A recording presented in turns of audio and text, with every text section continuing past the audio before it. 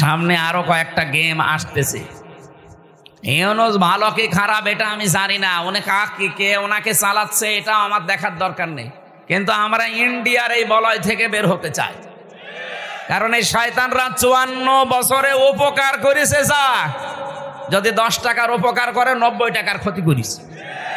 আর সবচাইতে বড় ক্ষতি হচ্ছে আল্লাহর ঘরগুলো তার ভাঙছে। এর চাইতে আর কি ক্ষতি হতে পারে মুসলমানের? আমার ঘর ভেঙে দিলে আমার এত কষ্ট লাগতো না। এই কথা বলছে না কেন? 1500 বছর আগে একবার আল্লাহর একটা ঘর ভাঙতে এসেছিল। কে? আব্রাহা। কে? কি করেছে আল্লাহ দেখেছেন? কাসফিম মাকুল বানিয়ে দিয়েছে। আর এই শয়তানরা আল্লাহর একটা ঘর সে তো ভাঙতে পারে না, শুধু ভাঙার জন্য এসেছিল। আরে অলরেডি ভেঙ্গে ভেঙ্গে সব মাটির সাথে গড়িয়ে ওই জায়গায় এখন মন্দির উদ্বোধন করছে। আর মিথ্যা ধোয়া তুলছে, দিনের পর দিন যায় আর ধোয়া তোলে যে এখানে 500 বছর আগে নাকি মন্দির ছিল। নাটোর পাশে আজরাইল বলেন এই দিন ও যখন আমার কাছে অনুমতি চাইছিল যে 20 বছর একাধারে 22,000 শ্রমিক কাজ করে আমি বিশাল আকাঙ্ক্ষা নিয়ে আসি যে একটু প্রবেশ করে চলে আসবো, আল্লাহর নির্দেশ ছিল না। আমি এই দিন ওর জান কবজ করতে গিয়ে কেঁদে ফেলেছিলাম। তাহলে আজরাইল কেঁদেছে একটা লোকের জন্য জীবনে 2 বার, একবার ওর মায়ের জান কবজ করার সময়, একবার ওর জান। মুফাসসির বলেন কেন আল্লাহ তাকে চৌকাঠ পর্যন্ত স্পর্শ করতে দেয় না জানো? যখন হুদ নবীর কাছ থেকে জান্নাতের বর্ণনাগুলো শুনি শুনি জান্নাত বানাচ্ছিল, নবীকে বলছে কিভাবে আল্লাহ জান্নাত বানিয়েছে, তোমার তো ওই সহিফার ভেতরে আছে, ওই সহিফা থেকে বলো দেখি। আমাদের নবীকে আল্লাহ বড় কিতাব দিয়েছিলেন, অন্যান্য নবীদেরকে আল্লাহ ছোট ছোট কিতাব দিয়েছিলেন। ওইটার নাম কি? সহিফা। ওখানে জান্নাত জাহান্নামের বর্ণনা ছিল, কিছু উপদেশ ছিল। ওখান থেকে বর্ণনা শুনে শুনে যে জান্নাত এইভাবে এইভাবে আল্লাহ বানাবে, ও ঠিক ওই কায়দায় বানিয়েছে। যেহেতু স্বর্ণ রাখবে, রূপা লাগবে, স্বর্ণ এত পাওয়া যাবে কোথায়? যেখানে যা পাওয়া যায় নিয়ে আয়। ওই দেশে একটা বিধবা মেয়ে লোক, মা বাবা নেই, কিছুদিন আগে বিয়ে হয়ে স্বামীটা গেছে মারা। ওর পাইক পিয়াদা যারা আছে ওরা সেই মেয়েটাকে বলছে ওইটা দিয়ে দাও, বাদশার স্বপ্ন পূরণে জান্নাতে কাজে লাগবে। মেয়েটা ওই দিন মাথায় গড়াগড়ি দিয়ে, মাটিতে গড়াগড়ি দিয়ে বলেছিল এটা নেবেন না, এটা আমার জীবনের শেষ সম্বল, আমার মা বাবা নেই, আমার স্বামীটাও নেই। জোর করে বাদশার এই স্বপ্ন পূরণের জন্য নিয়েছে। ওদিন মেয়েটা মাটিতে গড়াগড়ি দিয়ে এমন কন্দন করে বরদোয়া দিয়েছিল, রব্বুল আলামিন আমার জীবনের শেষ সম্বলটুকু যে কেড়ে নিল, তাকে তুমি তার বানানো জান্নাত উদ্বোধন করা বসবাস করতে দিও না। আমি হাদিসে পড়েছি ইত্তাকি দাওয়াতাল মাজলুম ফাইন্নাহা লাইসা বাইনাহু ওয়া বাইনাল্লাহি হিজাব। মুসলিম শরীফের হাদিস। নবীজি বারবার উম্মতদেরকে নিষেধ করে গেছেন, উম্মতেরা আর যাই করো, মাজলুমের বরদোয়া থেকে নিজেকে বাঁচিয়ে রাখবা সব সময়, কারণ মাজলুমের বরদোয়ার আল্লাহর ভেতরে কোনো হেজাব থাকে না। এই মেয়েটা যখন মাটিতে গড়াগড়ি দিয়ে কেঁদে কেঁদে বরদোয়া দিচ্ছিল, আমার আল্লাহ ওই দোয়াটা সঙ্গে সঙ্গে কবুল করে নিয়েছে, কারণ কোনো পর্দা নেই। এই লোকটা যেদিন উদ্বোধন করবে, দেখা তো দূরের কথা, চৌকাঠ পর্যন্ত স্পর্শ করতে পারে নাই ওই মেয়েটার বরদোয়ার কারণে। কি বুঝলেন আপনি এখান থেকে?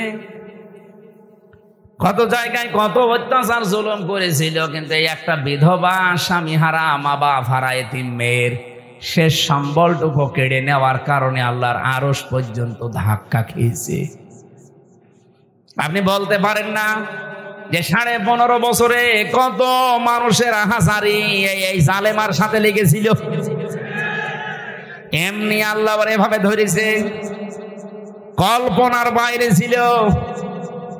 আগস্টের 5 তারিখের 2টা পর্যন্ত কেউ জানে না যে ও পালাবে।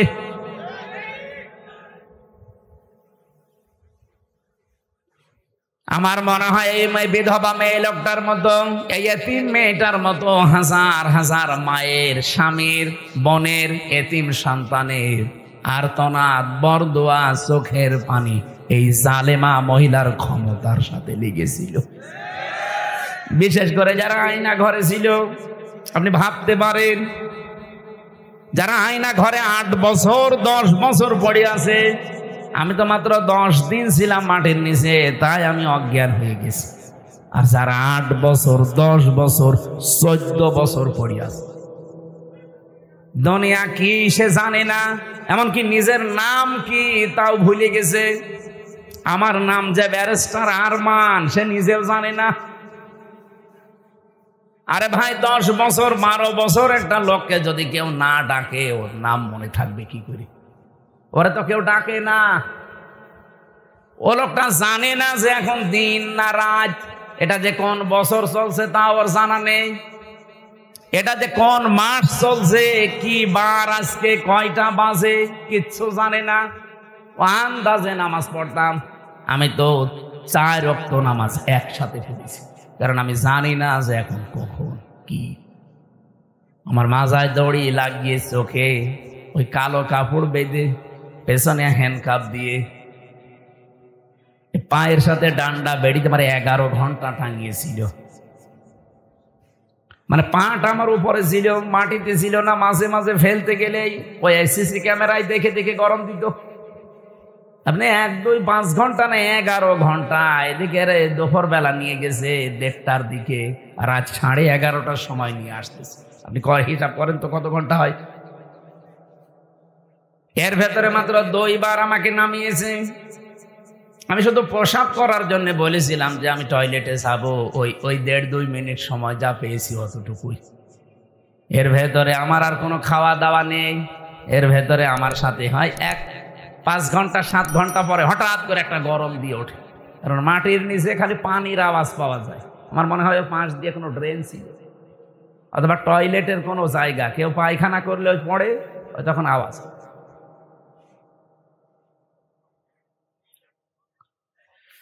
তাও তো আমি মিনিটায় ছিলাম। বিগটা কত কঠিন হতে পারে বলেন? আমি ব্যারিস্টার আরমান ভাইয়ের মুখে নিজে শুনেছি, যেদিকে 3.5 হাত, এদিকে 3.5 হাত, সামনে আবার একটা টয়লেট দেওয়া আছে। আমাদেরটাও টয়লেট ছিল, এদিকে 3.5 হাত, এদিকে 2.5 হাত, সামনে টয়লেট ছিল, কিন্তু টয়লেটের আবার নেই। এই হালকা 1-1.5 হাত মতো একটা দেওয়া আছে, দেওয়াল দেওয়া আছে। বসলে দেখা যায় না, দাঁড়ালে দেখা যায়। ওরা বসে থাকে একেবারে গেটের সামনে। বলেন আপনার টয়লেট হবে কি করে? আমি একটা যুবক মানুষ, আর এরকম একটা যুবক পুলিশ যদি বসে থাকে, কঠিন পরিস্থিতিগুলো যারা তৈরি করেছিল, কত মানুষের তাহাজ্জুদের চোখের কন্দন পানি ওই জালেমার চেয়ারের সাথে লেগেছিল। এমনি আল্লাহ ধরেছে। সাদ্দাতকে তার এত স্বপ্ন সাদের জান্নাত ভোগ করতে দেয়নি, স্পর্শ পর্যন্ত করতে দেয়নি, খালি একটা মেয়ে লোকের চোখের পানি বরদোয়ার কারণে।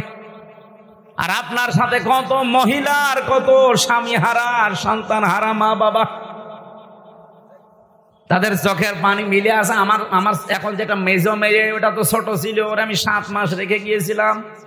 এখন এসে আমার বয়স প্রায় 4.5 বছর। এর যে কত কন্দন করেছে, এমনকি এই যে পুলিশ এসে ভ্যানে করে আমাদের নিয়ে যায়, পিছন ভ্যানে আমার এই মেয়েটা এরকম ঝুলিয়েছিল। এ ছবি দেখেননি? আমার মনে হয় ছবিটা দেখে তামাম দুনিয়াকে দিয়েছে ওই দিন। প্রশাসনের সর্বোচ্চ দায়িত্ব ওই সময় যারা ছিল গোয়েন্দা বিভাগে, তারা পর্যন্ত আমার বাড়িতে কল দিয়েছিল যে এই দৃশ্য আর মানা যায় না। আমরা এতদিনও জানতাম যে হুজুরের কোনো দোষ নেই, এখনো জানি, কিন্তু আমাদের হাত বাঁধা ছিল। কিন্তু না, এই দৃশ্য দেখে মানুষ আর ঠিক থাকতে পারে না। বিভিন্ন জায়গা থেকে শুধু উল্টা পাল্টা কথা আসতেছে, যা আপনার ছেলেকে ছেড়ে দিলাম। আমার ভাইরা, আমি এখান থেকে তাফসিরের যে শিক্ষাটা দিতে চাই আমি নিজে এবং আপনাদেরকে, শুধু আপনাদের না, এটা রেকর্ড হচ্ছে, সারা পৃথিবীর মানুষ যারা আছে জুলুম করলে কিন্তু কাঙ্ক্ষিত স্থানে পৌঁছানো যায় না। এটা কি কোরআনের কথা বিশ্বাস করেন? এজন্য আগামীতে কেউ যদি আসেন দায়িত্বে, জুলুম করবেন না। তাহলে আপনি যে টার্গেট নিয়ে এগিয়ে যাচ্ছেন, ওই টার্গেট ফিল আপ হওয়ার আগে আপনি পড়ে যাবেন। আমার কথা বোঝা গেছে? ইন্নামা নুমলি লাহুম লিয়াজদাদু ইসমা ওয়া লাহুম আযাবুম মুহিন। সূরা আলে ইমরানে আছে 4 নাম্বার পারা 12 নাম্বার পৃষ্ঠা 9 নাম্বার লাইনে পাবেন, এটা শেষের অংশে আছে। আল্লাহ তাআলা বলেন, কোন মানুষ যদি জুলুম করে, পাপ করে, সীমা লঙ্ঘন করে ফেলে, তখন আমি আল্লাহ ওকে আর ছাড় দেই না, তখন ওকে কঠিন এবং অপমানজনক আযাবের ভেতরে ফেলে দেই। কি অপমান! আজ তামাম দুনিয়া কেউ হাসিনাকে নিতে রাজি না। শুধুমাত্র ভারত তাও বিভিন্ন কায়দা কৌশলে রেখেছে। আমি আজকে 7-8টা বিষয় পেয়েছি কেন ওকে রেখেছে। এই যে বিডিআর হত্যা, 57 জন অফিসার হত্যা, বিশেষ করে শাপলা চত্বরে আলেমদের হত্যা, এই 2টা হত্যার পেছনে সরাসরি জড়িত আছে ইন্ডিয়া নিজে। এখন প্রমাণ আস্তে আস্তে বের হচ্ছে। অলরেডি আন্তর্জাতিক আদালতে হেগে ওদের বিরুদ্ধে 2 জনের বিরুদ্ধে মামলা হচ্ছে। হাসিনা আর মোদি, এই 2 জনকে যদি সত্যি ওখানে নিয়ে যাবজ্জীবন জেল অথবা ফাঁসির রায় দিয়ে দেয়, শেষে ইন্ডিয়ার সাথে বিশ্বের বহু দেশের সম্পর্ক মানবাধিকার নষ্ট করার জন্য খারাপ হয়ে যাবে। আমি একটাও বানিয়ে বলছি না, সব আমার এখানে রেকর্ড আছে, আন্তর্জাতিক তথ্য সব। মাইক্রোসফট নাম শুনেছেন? 257টা দেশ নিয়ে তারা রিপোর্ট বানিয়েছে, বিশেষ করে বাংলাদেশের শাপলা চত্বরটা নিয়ে। আর ওদিকে বিডিআর হত্যা। কি সমস্যা? কি ওখান থেকে আশপাশে মোবাইল সরান না, এই স্টপ করলে তোমার রাগ হয়েছে। মোবাইল আশপাশ থেকে সরান না কেন? ভাই আপনি কি সমস্যা ধরতে পারছেন? হ্যাঁ, সমস্যা ধরে ঠিক করেন।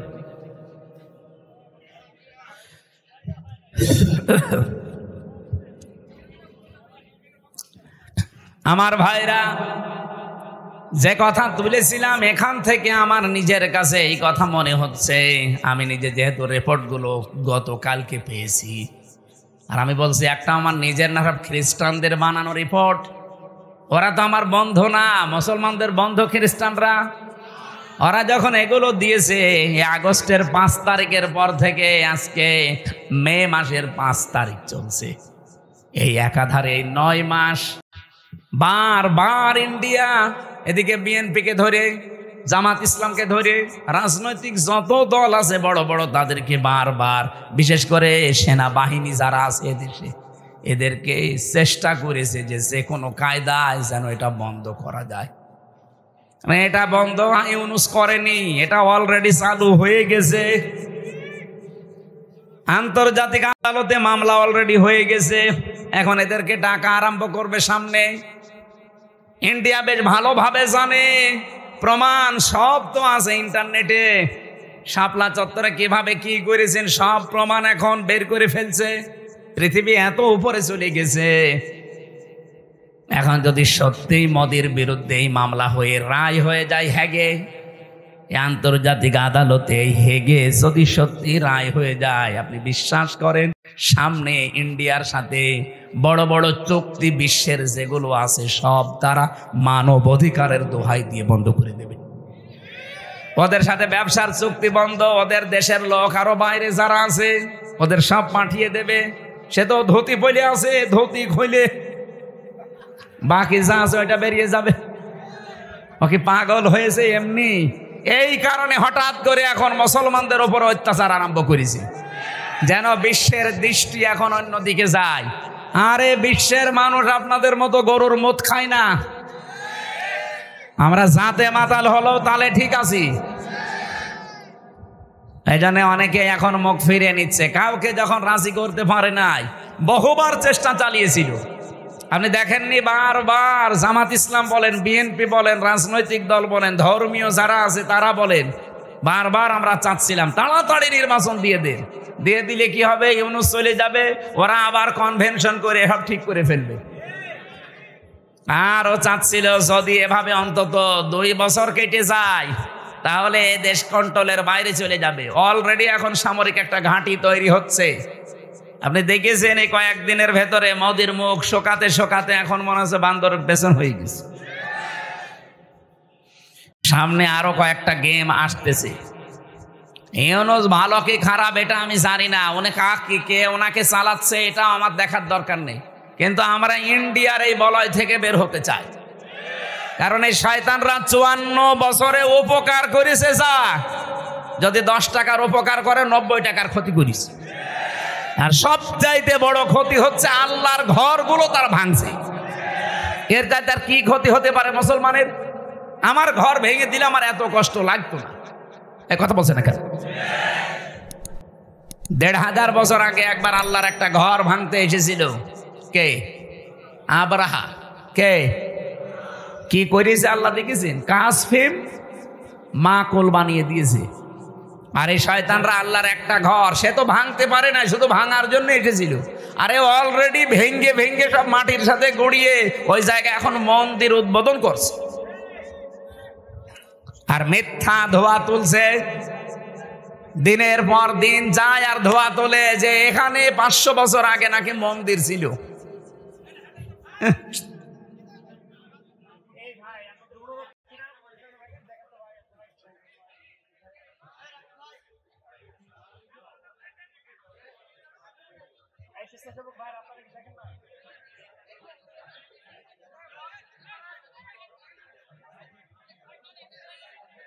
এই যাক, যার ভালো লাগছে না চলে যাক। ও একা যাচ্ছে আবার আরেকজনকে ডেকে নিয়ে যাচ্ছে। ওটা ধরেন তো, আপনি আস্তে করে চলে যেতে পারছেন না? নাটোরবাসী যেহেতু রাজনৈতিক মহল অনেক বড়, ওই মানুষগুলো চিন্তা ভাবনা করবে আমি তো আর রাজনৈতিক ময়দানের বড় নেতা না, আমি একজন কর্মী মাত্র। আমি একটু টাচ দিলাম যতটুকু পেয়েছি আপনাদের। জুলুম যারাই করবে, এই যে মোদি আজ যে জুলুম করছে, ও যে টার্গেট নিয়ে যাচ্ছে, কোরআন 100% সত্য বিশ্বাস করি, ও জীবনেও সাদ্দাদের মতো টার্গেটে পৌঁছাতে পারবে না। টার্গেটে পৌঁছানোর আগেই দেখবেন পড়ে যাবে। চা বিক্রি করতো, পরবর্তীতে দেখবেন তামাক বিক্রি করবে, নিচে নামিয়ে দেবেন আল্লাহ। চা বিক্রি করতো, ওরা তামাক বিক্রি করাবে।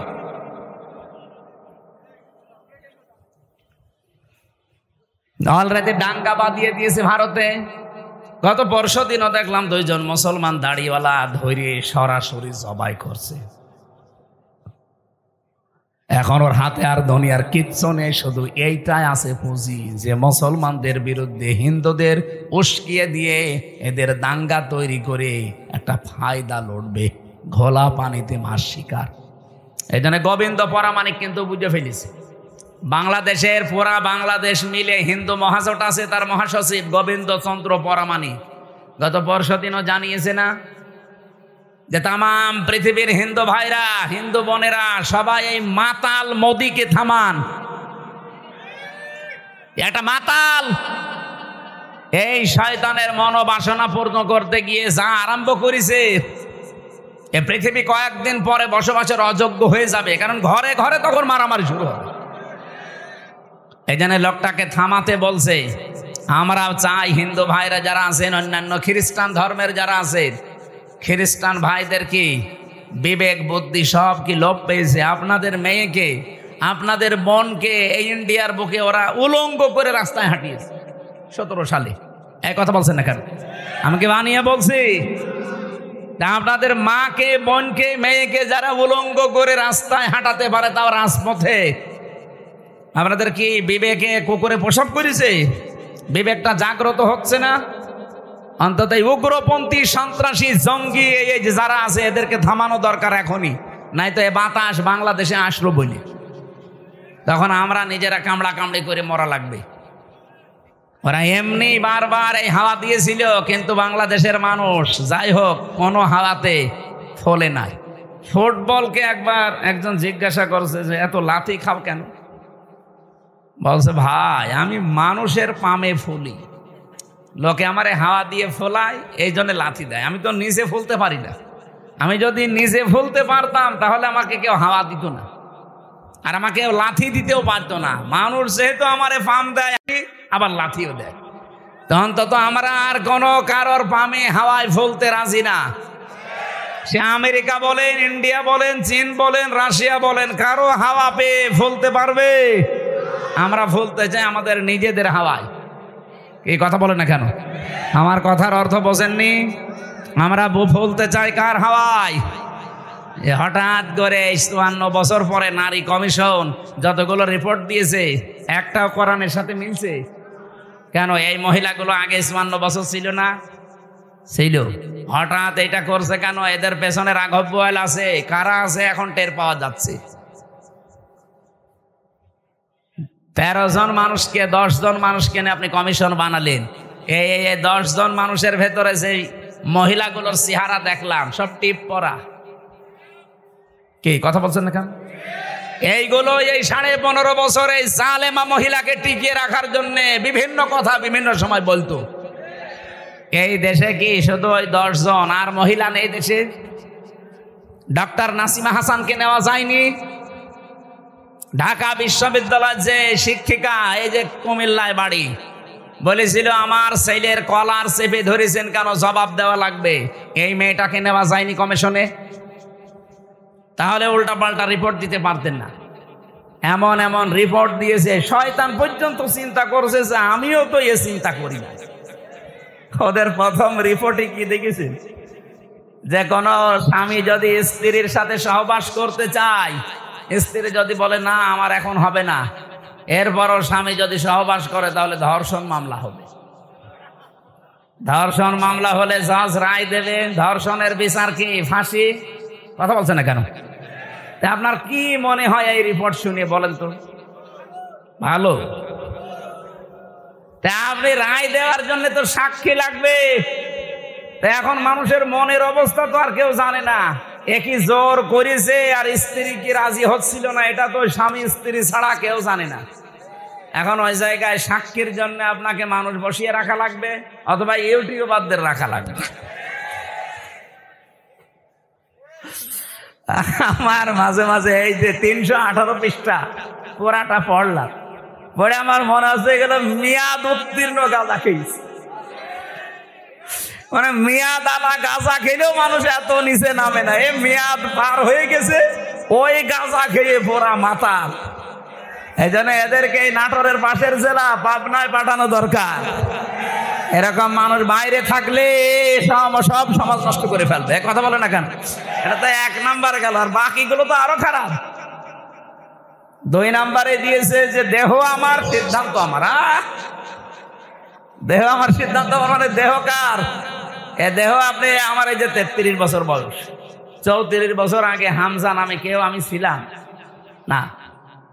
আমার মা বাবার দায়িত্ব ছিল বিছানায় থাকা, বাকি যা করার কে করেছে? দেহ আমার হয় কি করি? আলাহুল খালকু ওয়াল আমরু। আল্লাহ বলেন আমি বানিয়েছি, সিদ্ধান্ত বলেন বলেন। এই আয়াতের পুরা বিরুদ্ধে লিখেছে তারা, যে দেহ আমার সিদ্ধান্ত আমার। ৩ নম্বরে তারা লিখেছে যে যারা যৌন কর্মী আছে এদেরকে শ্রমিকের মর্যাদা দেওয়া লাগবে। আরে ভাই, যৌন কর্মী যারা, এরা যদি শ্রমিকের মর্যাদা পায় তাহলে যারা ডাকাতি করে তারাও তো পুলিশকে বলবে ভাই আমরাও শ্রমিক, আপনারা আমাদের ধরবেন না, কারণ এই ডাকাতি করা খুব রিস্কের কাজ। আর যে শ্রম দেওয়া লাগে গাছ কেটে রাস্তায় ফেলে, কি কথা বলছে না? আমি সাতক্ষীরা থেকে আসার সময়, ওই যে আশা শুনি মাছের ঘেড় এলাকা, ওই ১৭ সালের দিকে আসার সময় ডাকাত পড়েছিল রাস্তায়, বিশাল এক গাছ কেটে রাস্তায় ফেলেছে। কেবল মনে হয় একটু আগে কেটে ফেলে রেখেছে, কারণ গাছ কাটছে ২-৩ জন, সরিয়ে নিয়ে এসে একেবারে জায়গা মতো রাখতে দেখলাম। ওই যে সূর্য ইসের আলো জ্বলছিল লাইটের, ওর ঘাম ঝরছে। এখন আমি কাজ খুলে দিলাম, আমার দিকে তাকিয়ে বলছে হুজুর আপনার টাকাও নেব, আল্লাহ মাফ করবে। আরে শয়তান, যা আছে নিয়ে আমার গাড়িটা আগে ছেড়ে দিই। আল্লাহরে বিশ্বাস আছে। কি বলছে ও বলছে আমাদের এলাকায় আপনি মাহফিলে এসেছিলেন, আপনাকে আমরা চিনি, আপনার টাকাও নেব, আল্লাহ মাফ করবে, আপনি চলে যান। মানে গাছ এত কষ্ট করে ফেলে রেখেছো, ঘাম ঝরছে কপাল দিয়ে। ওরা তো তার পরের দিন প্রশাসনকে বলতে পারতো না যে ডাকাতি করা কি কষ্ট, আপনার তো টের পান না। গাছ কেটে 4-5 জন নিয়ে রাস্তায় ফেলে রাখা লাগে। এই দেখেন ঘাম ঝরছে, আমরা শ্রমিক। ওরা বলতে পারে না যে আমরা শ্রমিক, তাও তো ওদের শ্রমটা অন্তত হচ্ছে, এটা জুলুম হচ্ছে। তারপর কিন্তু যারা যৌনকর্মী, এদের ওপরে কি জুলুম করলেন আপনি? বলেন, আপনি কি কি একটা ন্যায় বিচার দিলেন তাদের উপরে? আমার মনে হয় আপনি পার্সেন্টেজ খুঁজে দেখবেন, রাজবাড়ির এই দৌলতপুর ঘাটে, যশোরের এই জায়গায়, আর নারায়ণগঞ্জেরটা তো বন্ধ হয়ে গেছে, যেখানে যেই পতিতালয় ছিল ওখানে যে দেখেন যত মহিলা আছে, একটাও নিজের ইচ্ছা করে আমার মনে হয় যায়নি, গেলেও খুব কম। হয়তো ধোকায় পড়ে গেছে, প্রবঞ্চনার শিকার হয়ে, অথবা প্রেমে ছাকা খেয়ে যে কোনো কায়দায় ওখানে গেছে, যে আর বেড়াতে পারে না। প্রতিদিন এই যে 8টা 10টা 15 20টা পুরুষের সাথে তারা কি প্রোটেস্ট কিছু নেয়? কিভাবে তাদের ব্যবহার করছে? আপনি যে বিশ্ব স্বাস্থ্য সংস্থা যে রিপোর্ট দেয়, স্বামী বাদে অন্যের সাথে মিলন যারা করে, এদের এই যে HIV কি বলে এটারে, এইডস হওয়ার সম্ভাবনা 100 ভাগের 99 ভাগ। আপনি এই কমিশনের মাধ্যমে রিপোর্ট দিয়ে যৌনকর্মীর উপর আপনি ন্যায় বিচার করেন না, আরো বিচার করছেন। ওদের সব এইডসের দিকে ছেলে দিয়ে আমার মনে হয় ওরাও 2 দিন পরে দেখেন মিছিল বের করবে যে নারী কমিশন তো মানা দূরের কথা, ওদের ফাঁসি দিয়ে দিন। শয়তানরা আমাদের জীবনের উপর আরো অত্যাচার বাড়িয়ে দিচ্ছে। শুধু HIV, ওদেরকে এই যে 1 লক্ষ মানুষ আজ দেহ ব্যবসা করে সারা বাংলাদেশে, মানে একেবারে যেগুলো সরকারি হিসাবে, এই মানুষগুলোকে আমার মনে হয় আলেমদের পরামর্শ নিয়ে সরকারের যে বাজেটগুলো আছে এখান থেকে টাকা পয়সা দিয়ে এদের পুনর্বাসন করে দিন, হয় একটা কর্মসংস্থান দেন সম্মানজনক, তারা সম্মানজনক জীবন নিয়ে, তারা পরিবার নিয়ে, দরকার হয় যদি সেরকম পরিবেশ পায় বিয়ে শাদী করে জীবন চালাক। যে সমস্ত দেশ আছে যেখানে পতিতালয় চলে না, সেই দেশগুলো দেশে শিখে নেই, চলছে না পৃথিবীতে। আপনাকে কোন কারণে এই পাপের কাজ করা লাগবে? যেখানে জেনা ব্যভিচার ওপেন হয়ে যায় সেই দেশে আমার আল্লাহর রহমতের দৃষ্টি আল্লাহ তুলে নেয়, গজবের দৃষ্টি নিক্ষেপ করে। বলেন নাউজুবিল্লাহ। এই দেশটাকে গজবে ফেলে দেওয়ার জন্য এরা কাজ করছে, আর এদের পেছনে কিছু রাঘব পোয়াল আছে। এই জন্য আমরা বলতে চাই, এই কমিশন মানা তো দূরের কথা, এই কমিশন যা রিপোর্ট দিয়েছে রিপোর্ট না, ও কমিশনই আমরা মানি না। ওদেরকে এই মুহূর্তে বাতিল করে হয় পাবনায় দিয়ে দেন অথবা ফাঁসি দিয়ে দেন। হ্যাঁ, আপনারা রাজি নেই? হয় ওদের স্থান পাবনায় দেবেন, নাই ফাঁসি দেবেন। কোরআনের 13টা আয়াতের উপরে হাত দিয়েছে ওরা।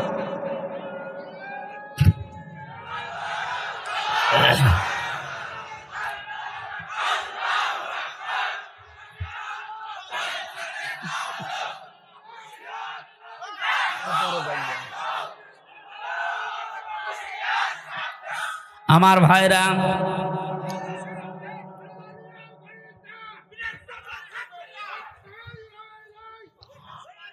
আমার যে কথা বলছিলাম আমি বৃষ্টি নিয়ে, আল্লাহ রাব্বুল আলামিন এই পৃথিবীতে যে বড় বড় 4টা রহমতের ঘোষণা দিয়েছিলেন, তার 1 নম্বরে ছিল বৃষ্টি, 2 নম্বরে ছিল কন্যা সন্তান। কিন্তু আমরা কন্যা সন্তানের নাম শুনলে বা আসলে আমার যে বাবা যারা, অনেক বাবা মন খারাপ করে। বিশ্বনবী জানিয়েছেন, কোন পরিবারে যদি 1টা কন্যা আসে সঙ্গে সঙ্গে আল্লাহ 4 জন ফেরেশতা পাঠিয়ে দেয়। কোন পুরুষ মানুষ আসলে সেখানে 4 জন নাই, 1 জনও ফেরেশতা আছে। এ কথা কোরআন হাদিসে আছে নেই? মেয়েরা যারা এসেছেন, সম্মানিতা মা বোনেরা, আপনাদের কাছে বিপদে ফেলার জন্য এই কমিশনে নারী নামে কিছু হিজড়া, এগুলো নারী বলা যায় না। এগুলো নারী বলবেন কি করে আপনি? ওদের চেহারার দিকে তাকিয়ে দেখেন, নারীর কোনো বৈশিষ্ট্য ভেতরে পাওয়া যাচ্ছে না। এখানে আমরা মনে হয় মাইকে ঘোষণা দিলে যারা পুরুষ মানুষ, যে মহিলা মহিলা প্যান্ডেলে যান, পুরুষগুলো পুরুষ প্যান্ডেলে যান, আর কিছু মানুষ ওই যে বিড়ি খেয়ে বেড়াচ্ছে, ওদের আপনি কোন প্যান্ডেলে ঢোকাবেন? হ্যাঁ, নারী কমিশনে যে 10 জন মানুষ রিপোর্ট দিয়েছে, 10 জনের চেহারায় দেখলাম একটাও নারীর মতো মনে হচ্ছে না। পুরুষও তো তারা না, তারা তৃতীয় লিঙ্গ হবে। আপনাদের জন্য ওইটা ঠিক আছে, এই দেশের মহিলাদের প্রতিনিধিত্ব করার কোনো ক্ষমতা অধিকার আপনাদের নেই। মেয়েরা আল্লাহর সবচাইতে বড় রহমতের সৃষ্টি। আল্লাহ বলেন, দ্বিতীয় নম্বর, আমি যখন বান্দার উপরে বেশি খুশি হয়ে যাই, বৃষ্টি দেওয়ার পরে ওই এলাকায় মানুষের ঘরে আমি কন্যা সন্তান পাঠাই। এই জন্য যার একটা কন্যা আছে নিজেকে ছোট ভাববেন না। ছেলে হলে মেয়ে হলে এটা সিদ্ধান্ত আল্লাহ। ছেলে হলে আপনার সব কিছু করে দেবে, কে বলেছে আপনাকে? মেয়ে হলে দুনিয়া আখেরাত দুইটাই উজ্জ্বল হয়ে যাবে। দুনিয়া তো আছেই, যদিও আমাদের এই দেশে ইসলাম না থাকার কারণে মেয়েদের অনেক অধিকার নষ্ট হচ্ছে। ইসলাম আসলে অধিকারগুলো পঙ্খানো মেয়েরা ফিরে পাবে। ওরা মেয়েরা মেয়েদের নাম দিয়ে বলেছে এদের অধিকার নেই, সমান অধিকার এদের দেওয়া লাগবে। কিভাবে দেবেন আপনি? আমি পুরুষ মানুষ, হাফ প্যান্ট পরে আমি খেজুর গাছে অন্তত রস পাড়তে পারবো, মেয়েরা পারবে? আমি এখন আমার মনে হয় শুধুমাত্র এই মাজা থেকে হাঁটু পর্যন্ত ঢাকা থাকলে নাভি থেকে একটা প্যান্ট পরে এখান থেকে কুষ্টিয়ায় চলে যেতে পারবো, কোনো অসুবিধা নেই। একটা মেয়ে লোকে যেতে বলে তো পারে? কুষ্টিয়া না, এখান থেকে এই নাটোরের বাজার পর্যন্ত গেলে চারিদিকে সেল্লিবিল্লি হয়ে যাবে। আর ওদের বলে সমান অধিকার দেওয়া লাগে।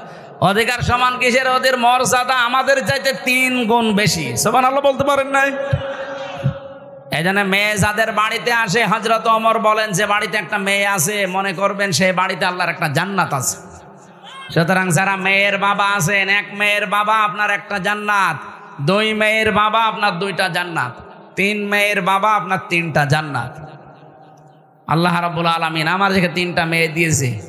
আল্লাহ আমাদেরকে যেন নবীর এই হাদিস অনুযায়ী জান্নাতেও এরকম 1টা 2টা 3টা করে দান করেন, বলেন আমিন। 3 নম্বরে একটু ভালো করে শুনবেন হাদিসটা। আল্লাহর নবী বলেন 3 নম্বরে আল্লাহ যখন বেশি খুশি হয়ে যায় তখন ওর বাড়িতে আল্লাহ মেহমান পাঠায়। কিন্তু আমাদের তো সমস্যা, মেহমান আসলে আমাদের মন খারাপ হয়ে যায়। 4 নম্বরে বিশ্বনবী মুহাম্মদ রাসূলুল্লাহ জানিয়েছেন এই পৃথিবীতে আল্লাহ সব চাইতে যখন একেবারে খুব বেশি বান্দার উপরে খুশি হয় তখন তাকে রোগ দেয়। এই জন্য রোগ শোক হলে আপনার জীবনের অপরাধগুলো আল্লাহ মাফ করেন। জানা অজানা যত অপরাধ করেছিলেন এগুলো আল্লাহ আস্তে আস্তে রোগের কারণে, যদি জ্বর হয় এই জ্বরের কারণে একটা গুনাহ আল্লাহ মাফ করে দেয়। পথে চলতে ফিরতে হোঁচট খেয়েছেন, হোঁচট খেয়ে হঠাৎ করে নখ ভেঙে গেছে, রক্ত বের হচ্ছে, মনে করবেন আমার একটা গুনাহ আল্লাহ মাফ করে দিয়েছে।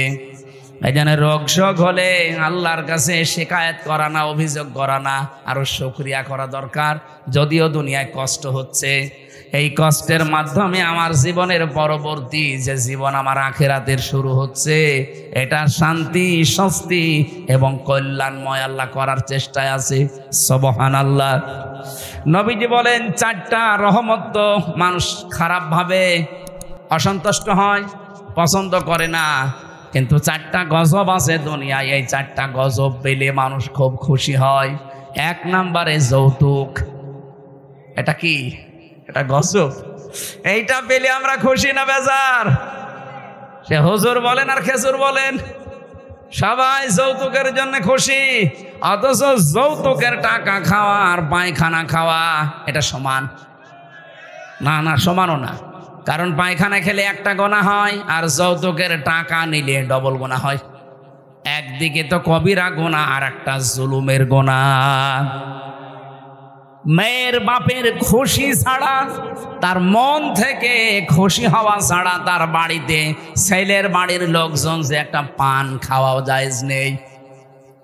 কি কথা বলছেন? আমি কি বানালাম এটা? হাদিস।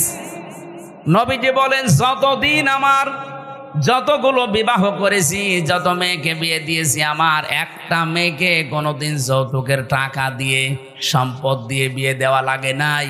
প্রতিটি বিয়েতে আমি আমার মেয়েদের এবং আমার বিয়েতে আমি অলিমা করেছি। কি করেছি বলেন তো? অলিমা কি ছেলের বাড়ি হয় না মেয়ের বাড়ি? বলেন বলেন। মেয়ের বাড়ি বলল কে? মেয়ের বাড়ি অলিমা হবে কেন? মেয়ের বাড়ি হয় বরযাত্রী মানুষ যায়, অথচ বরযাত্রী ইসলামে নেই। নাটোরবাসী আজকে থেকে সিদ্ধান্ত নিয়ে বাড়ি যাবেন, জীবনে আর কোনোদিন কারো বরযাত্রী যাব না। আজকের ওয়াজ শুনতে এসে ভুল করেছে, জীবনে খাওয়া দাওয়া বন্ধ হয়ে গেল।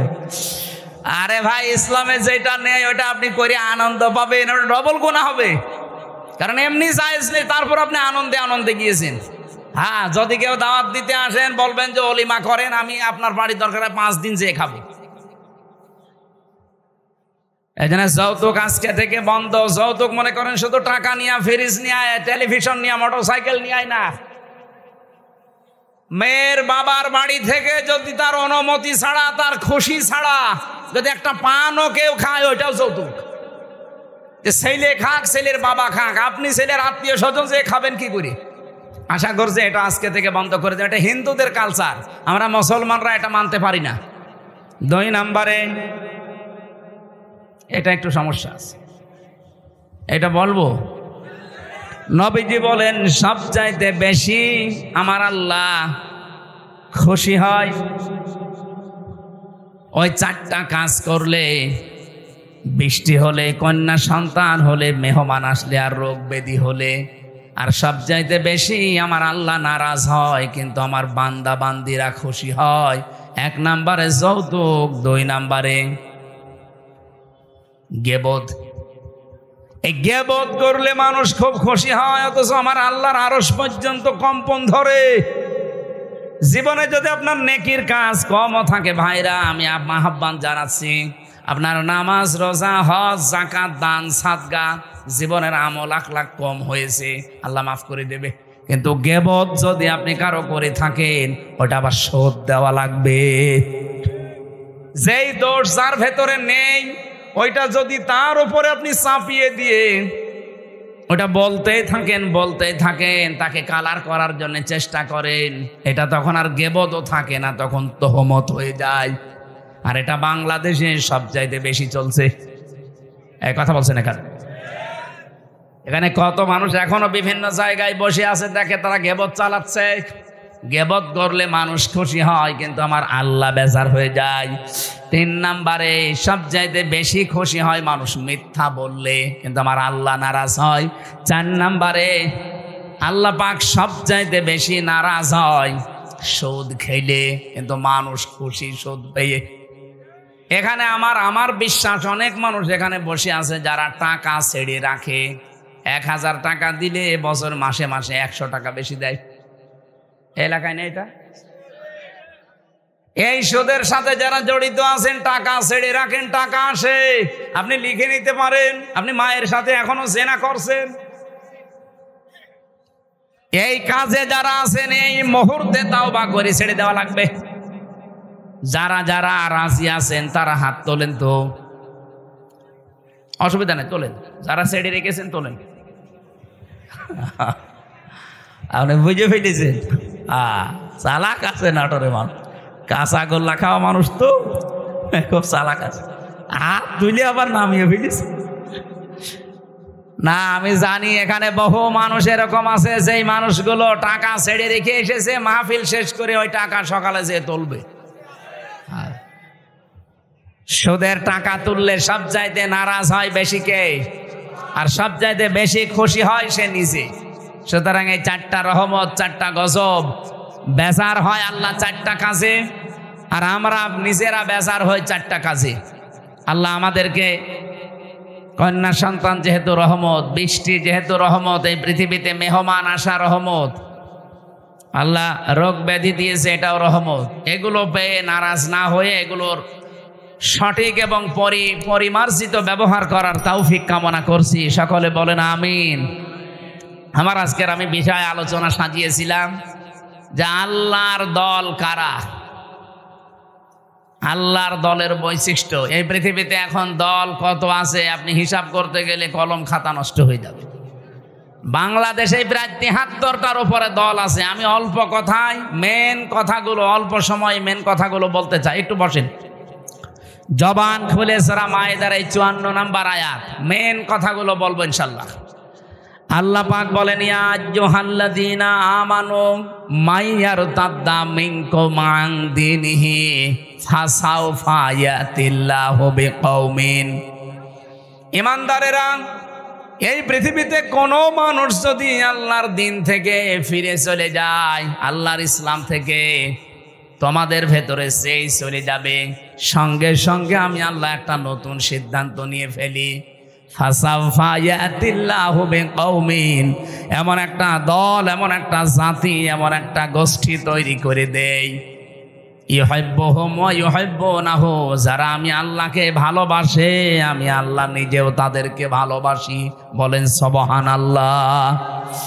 অনাটোরবাসী, যেহেতু এই দেশে এখন প্রায় ৭৩টার উপরে শুধু দল চলছে, ৪৯টা আছে রাজনৈতিক নিবন্ধিত দল, বাকি আছে নিবন্ধনের বাইরে। যত দল আছে ধর্মীয় জেনারেল মিলে বলেন, আগস্টের ৫ তারিখের পরে আমি বাংলায় বলছি, এবার কত মানুষকে আমরা বিভিন্ন নাম দিয়ে দেখতে পাচ্ছি ইসলাম থেকে বের হয়ে যাচ্ছে। কথা বোঝেন? কেউ বিভিন্ন মানুষের উপরে দোষ চাপিয়ে বলছে আমি এর ভেতরে নেই, চলে গেলাম। প্রকারান্তে আপনি ইসলাম থেকেই বের হয়ে যাচ্ছেন। ইসলামের একটা বিধান যদি কারো ভালো না লাগে, তার মানে আপনি তো আর আমাকে ভালো লাগে না তাই জন্যে চলে যান না।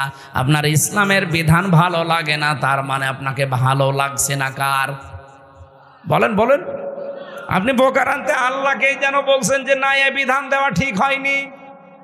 হামজা তো বাবার কথা জীবনেও বলতে পারে না, ও বলবে আমার আল্লাহর কথা।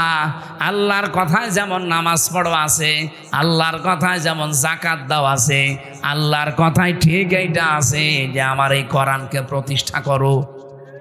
তাই আমি নামাজের ওয়াজ করলে আপনার খুব ভালো হুজুর মনে হয়, রোজার ওয়াজ করলে আপনার কাছে ভালো ওয়াজ মনে হয়, কিন্তু যখনই বলে এই নামাজ রোজার শিক্ষা যেটা, এটা কায়েম করা লাগবে। নামাজের শিক্ষা ২৭টা, রোজার শিক্ষা ৪টা। এইগুলো যদি আমি এখন বাংলায় কায়েমের কথা বলি এই সমাজে, যেটা কায়েম করা দরকার কোরআন দিয়ে, তখনই আপনার কাছে রাজনীতি মনে হয়। আপনি কি আমার চাইতে কোরআন বেশি বোঝেন? আপনি কি শামীম ওসমানের মতো হয়ে গেছেন? বলছে আমি কি ইসলাম বুঝি না? আমাদেরকে ইসলাম বোঝাতে আসবেন না।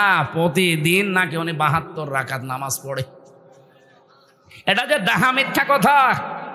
এখানে যদি আলেম থাকে জিজ্ঞাসা করেন, দেখেন তো সর্বোচ্চ তাহাজ্জুদের নামাজ ৮ রাকাত থেকে ১২ রাকাত। কি কথা বলছেন? ৮ রাকাতের উপরে তাহাজ্জুদের নামাজ আপনি কোথায় পেলেন?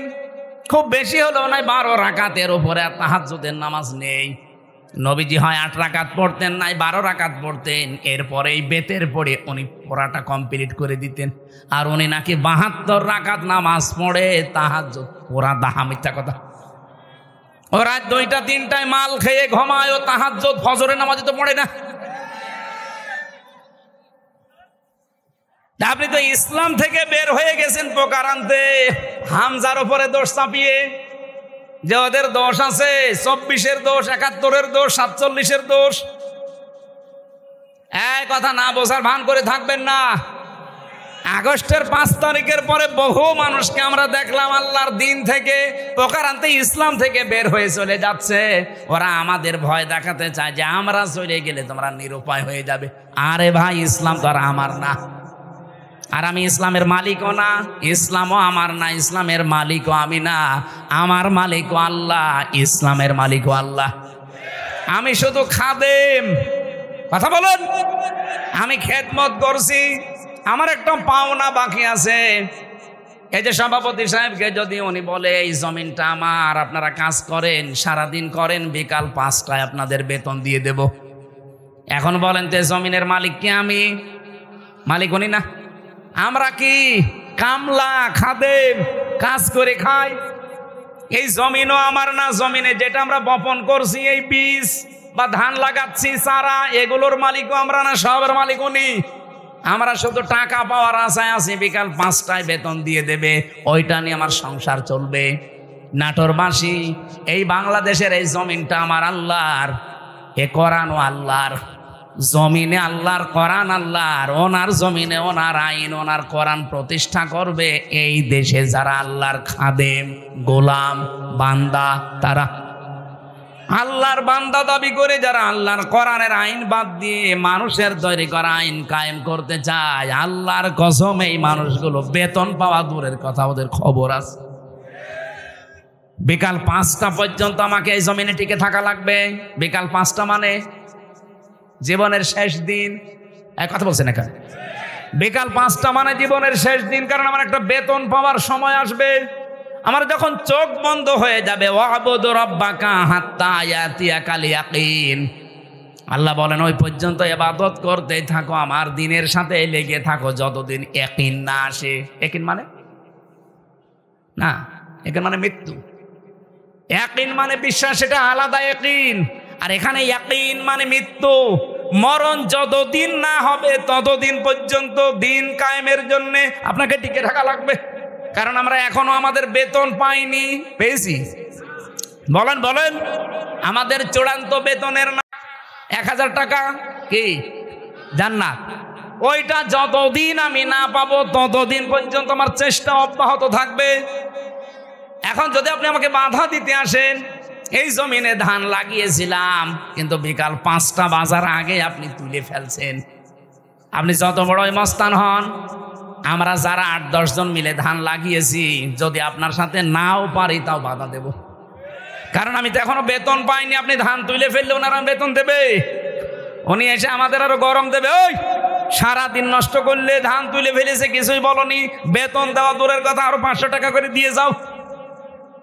যে জমিন আল্লাহর, কোরআন আল্লাহর, আমরা তো খাদেম, কামলা, 5 জন মনীষ, লেবার যাই বলেন, আমরা চেষ্টা করে যাচ্ছি। আমাদের চেষ্টা হচ্ছে জমিনে এটা প্রতিষ্ঠা করা। হ্যাঁ, পদ্ধতি আমাদের ভুল হতে পারে। কেউ কেউ গণতন্ত্রের পদ্ধতি নিয়েছে, আপনার পদ্ধতি ভুল হতে পারে, কিন্তু আমার মন তো ঠিক আছে যে আমি জমিনে আল্লাহর দিন কায়েম করব। হ্যাঁ, কথা বলেন না কেন? হ্যাঁ বলেন। আফগানিস্তান তারা একটা পদ্ধতি নিয়েছে, তারা এক পদ্ধতি নিয়ে তারা অলরেডি কায়েম করে ফেলেছে। তুরস্ক একটা পদ্ধতি নিয়েছে। আপনি মোরসির দিকে তাকান, সে একটা পদ্ধতি নিয়েছিল যে যেখানে ইসলাম কায়েমের জন্য চেষ্টা চালাচ্ছে। পদ্ধতি ভুল হতে পারে কিন্তু তার কর্ম তো ঠিক আছে। তার মনের আকাঙ্ক্ষা, আশা, তামান্না এই যে আল্লাহর জমিনে আমি জীবনের শেষ দিন পর্যন্ত অন্তত দেখতে চাই যেটা কায়েম হয়েছে। আমার রাস্তা ভুল হলে কি আমি একটু ঘুরে ফিরেও আসতে পারবো না জায়গায়? এখন যদি একে ভাইকে বলি যে আমি নাটোরে যাব, উনি একটা রাস্তা দেখিয়েছে। মোসাম ভাইকে বললাম নাটোরে যাব, উনি আমারে দেখিয়েছে সেই বড়াই গ্রাম গুরুদাসপুর ঘুরে। হ্যাঁ, আমি নাটোরে যেতে পারবো ঠিক, এদিকে গেলে হয়তো 1 ঘন্টা লাগবে, এদিকে 1.5 ঘন্টা লাগবে, কিন্তু রাস্তা তো ঠিকই আছে, জায়গা মতো আমি যেতে পারবো। একটু সময় বেশি লাগবে কম লাগবে।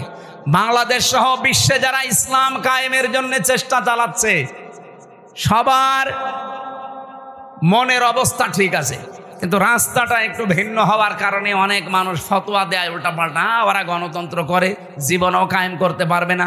আরে দিনের মালিকই তো আমি না, আমি কায়েম করার কে? আমি চেষ্টা করে যাচ্ছি, অবশ্যই আমার সফলতা আমার জান্নাত পাওয়া পর্যন্ত।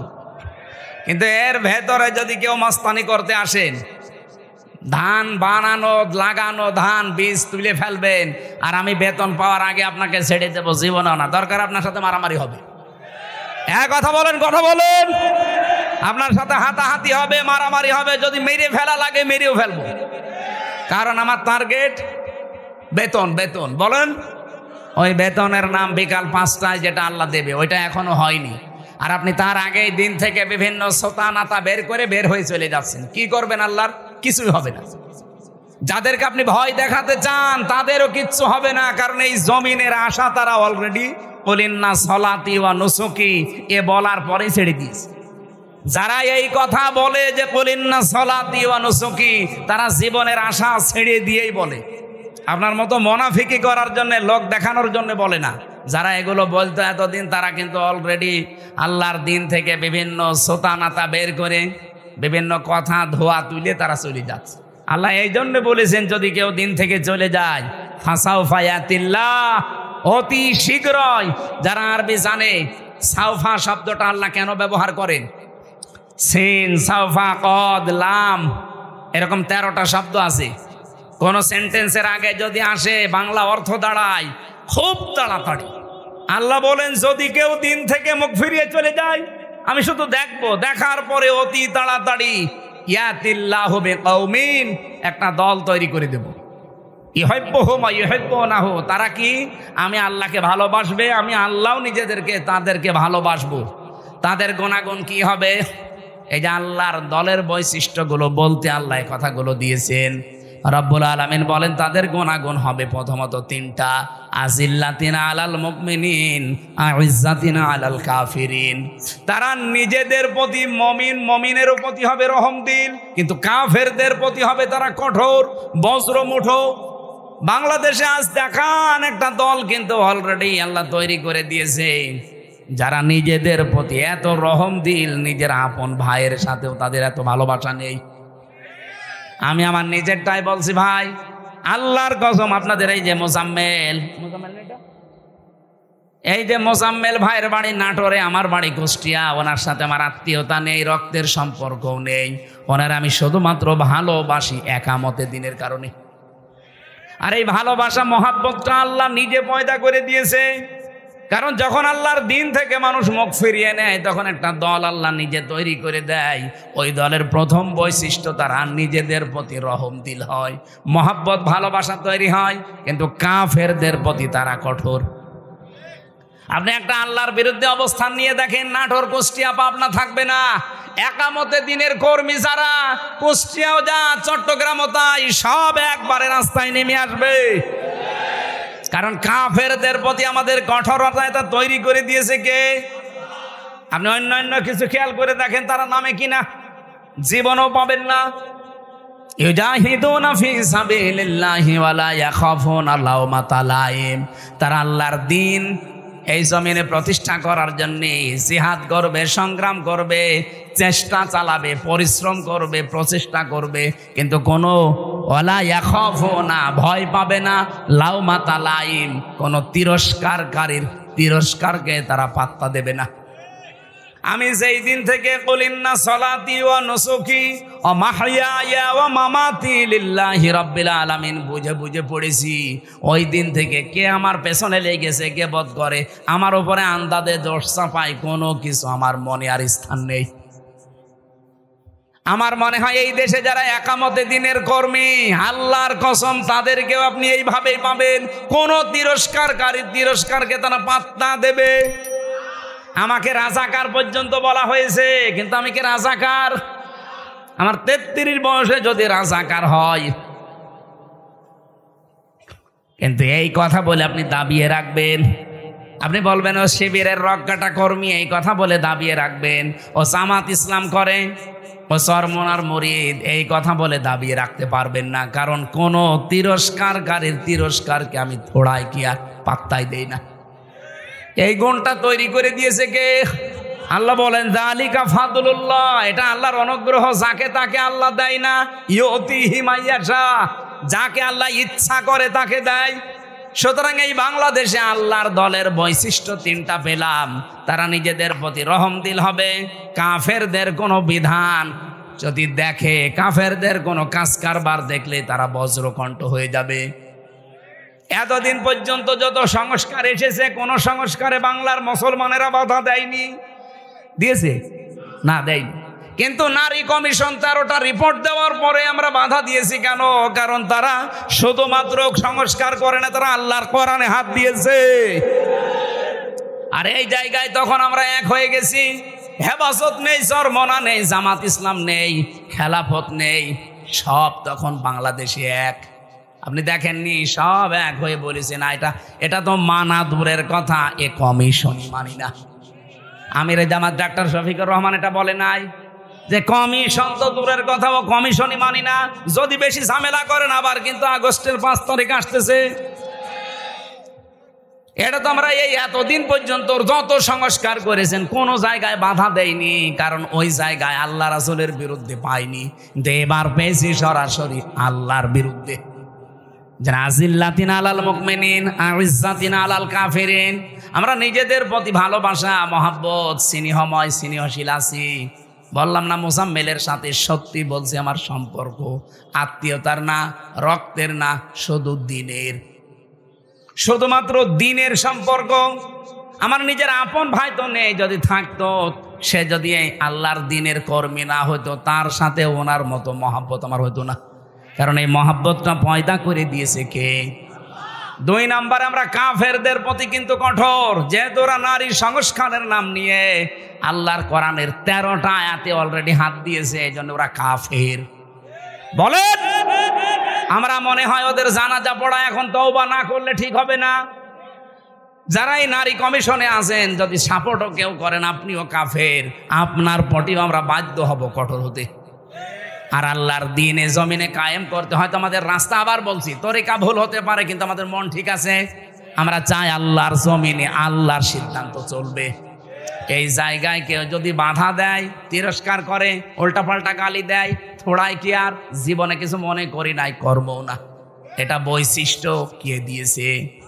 ইউজাহিদুনা ফি সাবিলিল্লাহ, তারা প্রচেষ্টা করবে, জিহাদ করবে, সংগ্রাম করবে, দল করবে, মিছিল মিটিং করবে, আন্দোলন করবে আল্লাহর জন্যে।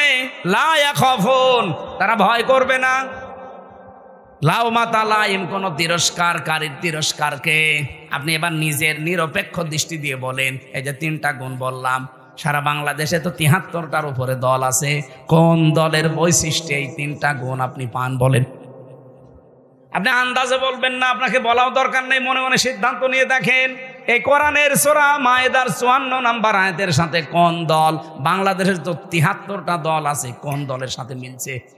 আল্লাহ বলেন যার তার সাথে মিলবে না। যালিকা ফাদলুল্লাহি ইউতিহি মাইয়াশা, এটা আল্লাহর অনুগ্রহ, যাকে ইচ্ছা আল্লাহ তাকে দান করে। আল্লাহু ওয়াসিউন আলিম, আল্লাহ প্রশস্ত এবং জ্ঞানী। আমি কোরআন সত্যি করা মাথায় নিয়ে বলতে পারি, এই 3টা যার ভেতরে আছে, ওই দলে আল্লাহ যেন আমাদেরকেও শামিল করেন। আমার কথা বোঝা গেছে না? এবার আল্লাহ আমাদেরকে 4টা বৈশিষ্ট্যের কথা দিয়েছেন। ওই গুণগুলো অর্জন করতে হলে 4টা বৈশিষ্ট্য লাগবে। 55 নম্বর আয়াতে আছে, আর 56 নম্বর আয়াতে আছে, এই দল বিজয়ী হবেই। কারণ বিজয়ী হওয়া এটা আমি আল্লাহ আমার জন্যে আর ইমানদারদের জন্যে আমার রাসূলের পক্ষ থেকে আমি এটা লিখে দিয়েছি। কাতাবাল্লাহু লিআগলিবান্না আনা ওয়া রুসুলি, বিজয়ী হওয়া এটা আমি আল্লাহ আমার নিজের জন্য লিখে দিলাম। দুনিয়ায় যা কিছুই দেখো না কেন, সর্বশেষ বিজয়ের মালা পরবে কে? এটা আল্লাহ লিখে দিয়েছেন। এই জন্য আল্লাহ যেহেতু একটা দল নিচে তৈরি করে দেবে, ওই দলের বৈশিষ্ট্য যেগুলো বললাম, এগুলো যেই দলের ভেতরে পাবেন, মনে করবেন ওদেরকে আল্লাহ নিজে বানিয়েছে। এই আয়াত আমি নিজে এখন বানালাম। এত সহজ বাংলায় বলার পরও কিছু মানুষ এখনো বোঝে না। আমার মনে হয় ও আজরাইল দেখার আগে আর বুঝবে না। এখন আপনার ভেতরে যা ভালো লাগে তাই করেন, যান, আপনাকে ছেড়ে দিলাম। ফাসাউফা ইয়াতিল্লাহু বিকওমিন, অতি শীঘ্র একটা দল আমি বানিয়ে দেব, যে এই দলকে ইউহিব্বুহুম ওয়া ইউহিব্বুনাহু, তারা আমাকে ভালোবাসবে, আমিও তাদের ভালোবাসবো। আপনি খেয়াল করে দেখেন, এই গুণগুলো যাদের ভেতরে পাবেন, আপনি তাদের সাথে অ্যাক্টিভ হবেন, মনে করবেন আল্লাহ আপনাকে এই দলে শামিল করে নিয়েছে। আর যাকে তাকে তো করবেও না। কি করবে? কালকে লালপুরের আলোচনা এটা ছিল, আল্লাহ যাকে তাকে তার দিনের কাজ একামতে দিন প্রতিষ্ঠার জন্য নিয়ে যায় না। আল্লাহু ইয়াজতাবি ইলাইহি মাইয়াশা ওয়া ইয়াহদি ইলাইহি মাইয়ুনিব, যে লোকটা মন থেকে আল্লাহর দিকে ফিরে আসতে চায়, তাকে আল্লাহ এই কাজের জন্য নির্বাচিত করে। এই দেশে লক্ষ লক্ষ মানুষ আছে, সবাই একামতে দিনের কাজে লাগে না। যাকে আল্লাহ ভালোবাসে, যাকে আল্লাহ নির্বাচিত করেছে, যাকে আল্লাহ বাছাই করেছে, তাকে এই কাজে লাগায়। এখন আপনি বাসায়ের ভেতরে নেই, আপনি আছেন ছাটায়ের ভেতরে, তা আপনাকে আমি জোর করে নিয়ে আসবো কি করে? আমার কথা বোঝা গেছে? না বুঝলে এখানে আসেন, আসেন, এদিকে আসেন। আমি আশা করি আমার আয়াত আমি অল্প কথায় হলেও বোঝাতে পেরেছি। আল্লাহ যেহেতু একটা দল তৈরি করে দিয়েছেন, এই দলের বৈশিষ্ট্য বললাম, যার সাথে মিলবে। যদি আওয়ামী লীগের সাথে মেলে, ওনাকে আবার নিয়ে এসে আবার দল করেন। যদি বিএনপির সাথে মেলে, বিএনপির সাথে করবেন। জামাতের সাথে মেলে, জামাতের সাথে করবেন। যার সাথে মেলবে এইটার পক্ষে আমরা থাকতে চাই। এর বাইরে কোনো বাবা দাদা খালুর কথা আমরা আর শুনতে রাজি না। এতদিন শুনে শুনে কপালে আগুন লাগিয়েছে। আল্লাহ আমাদেরকে যে দল একটা তৈরি করার কথা বললেন, ওই দলের বৈশিষ্ট্য দিলেন, কোরআন থেকে শুনলাম। এই দলে অন্তত দয়া করে আমাকেও যেন শামিল করেন, আমাকে যেন বাছাইয়ের ভেতরে রাখেন, ছাঁটাই করে না দেন। আল্লাহর একটা নিয়ম আছে, ছাঁটাই আর বাছাই। আল্লাহ আন্দাজে কাউকে কেউ খালি খালি ছাঁটাইও করে না, কাউকে বাছাইও করে না। বাছাই করতেও কিছু নিয়ম আছে, ছাঁটাই করতেও কিছু নিয়ম আছে। বাছাই করার নিয়ম কি? এই যে গুণগুলো আস্তে আস্তে পয়দা করে দেবে। আর ছাঁটাই করার নিয়ম হচ্ছে গুণ পয়দা করার জন্য আল্লাহ তার মন তৈরি করে দেয়, কিন্তু এই লোকটার মনই নেই। এই যে গিরিশচন্দ্র সেন, এই লোকটা পুরা কোরআন শরীফের বাংলা করেছে পুরাটা, এবং কি তাফসির লিখেছে, কিন্তু লোকটা মুসলমান হয়নি। আপনি নরসিংদী যান, ওর বাড়িতে ওকে পুড়িয়ে ফেলেছে, ওর বাড়িটা আছে। আমি নিজে গিয়ে দেখেছি এই লোকটা পুরা কোরআন, ওর জীবনী নিয়ে পড়ছিলাম, পুরা কোরআন শরীফ বাংলা করেছে। আপনি যা তা মনে করছেন, অর্থ করে তাফসির করেছে। আর তাফসির যারা করে, যারা যারা এখানে বসে জিজ্ঞাসা করেন, এক একটা শব্দের কমপক্ষে একাধিক, অন্তত 3টা শব্দের অর্থ তো জানাই লাগবে। দরবা মানে মারা, দরবা মানে দৃষ্টান্ত দেওয়া, দরবা মানে সফর করা, এরকম 33টা অর্থ আছে এক একটা শব্দের। লক্ষ লক্ষ শব্দ আছে, প্রতিটি শব্দের এরকম 33টা কমপক্ষে অর্থ আপনি জানবেন। এই জানার পরে কোন জায়গায় কোন অর্থ সেট হয়, মানে অ্যাপ্রোপ্রিয়েট হয়, পারফেক্ট হয়, ওইটা ওই জায়গায় বসাবেন, তারপরে তাফসির লেখা সহজ হবে। এই হিন্দু আমার চাইতে কোরআন শরীফ কত বেশি পড়েছে। এখানে ইনি আলেম কিনা জানি না, হাসি তো যত আলেম বসে আছে আমি গ্যারান্টি দিয়ে বলতে পারি, একজনও বুকে হাত দিয়ে বলতে পারবেন না যে পুরা কোরআন শরীফের প্রতিটি শব্দের অর্থ আমার জানা আছে। ও পুলিশকে জিজ্ঞাসা করেন, পুলিশও পারবে না। পারবেন না? না, ওনার তো এই লাইনের লোক না, জেনারেলের শিক্ষিত, আলেমরাই পারবে না। আমি নিজেও আমার মনে নেই ভাই, আমি সত্যি কথা বলছি। আমি পড়েছিলাম, পুরাটা শেষ করেছি, তবে 1 বার 2 বার না, কমপক্ষে 70 বারের উপরে জেলখানায় থাকতে পড়েছি। অনার্স মাস্টার্স করার সময় তো কত সবার পড়েছি, আমার সব মনে নেই। এখন আবার স্টাডি করা লাগবে। আজকের আয়াতের প্রত্যেকটা শব্দের অর্থ আমার মনে আছে, কিন্তু পুরা কোরআন শরীফের আমার মনে নেই। অথচ বেটা হিন্দু মানুষ, ওর কি মেধা ছিল বলেন তো, প্রতিটি শব্দের একাধিক অর্থ একেবারে নখদর্পণে। তাও যেখানে যেটা খাটে, যেখানে যেটা মিলে মিল হয়, ঠিক ওইভাবে লিখেছে পুরা কোরআন শরীফের। অথচ লোকটা মরে যাওয়ার পরে ঈমান পায়নি, মরে যাওয়ার পরে জানাজা হয়নি, কবরে দেয়নি, আগুন দিয়ে পুড়িয়ে ফেলেছে।